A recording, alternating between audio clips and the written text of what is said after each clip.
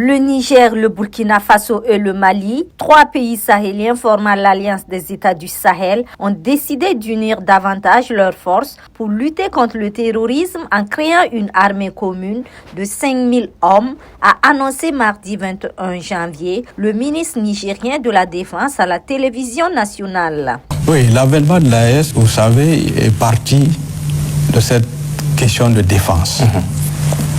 Nous sommes dans un même espace, nous faisons face au même type de menaces, notamment cette menace de groupes criminels. Il fallait mutualiser nos efforts. Parce que lorsque vous avez un terroriste qui quitte un pays pour aller dans l'autre quand il est pourchassé, vous ne pouvez pas être en sécurité. Oui, ça c'est sûr. Alors, en plus de ça, vous vous souvenez de la guerre de la CEDEAO contre notre pays. N'eût été la prise de position du Burkina Faso et du Mali, ces pays allaient nous agresser. Ce qui fait que la création de l'Alliance des États du Sahel, cette création est notre passeport pour la sécurité.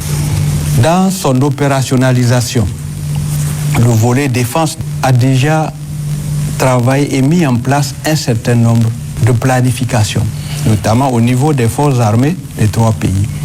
Et les différents chefs d'état-major des armées se rencontrent régulièrement pour peaufiner cette coordination. Et la force unifiée qui est pratiquement prête, cette force unifiée a un effectif de 5000 hommes. Les pays de l'AES mènent déjà des opérations ponctuelles conjointes contre les terroristes, notamment dans la zone dite des 3 frontières, où les attaques sont les plus nombreuses. Ils ont annoncé leur départ de la Communauté économique des États d'Afrique de l'Ouest, CEDEAO, une organisation régionale qu'ils jugent notamment inefficace face à leurs défis sécuritaires et qui avait menacé d'attaquer le Niger après le coup d'État de juillet 2023. Les 3 pays de l'AES constituent un vaste territoire enclavé de 2,8 millions de kilomètres carrés, soit 4 fois la France. Ils font face aux attaques récurrentes de groupes terroristes liés à Al-Qaïda et au groupe d'État islamique depuis une décennie.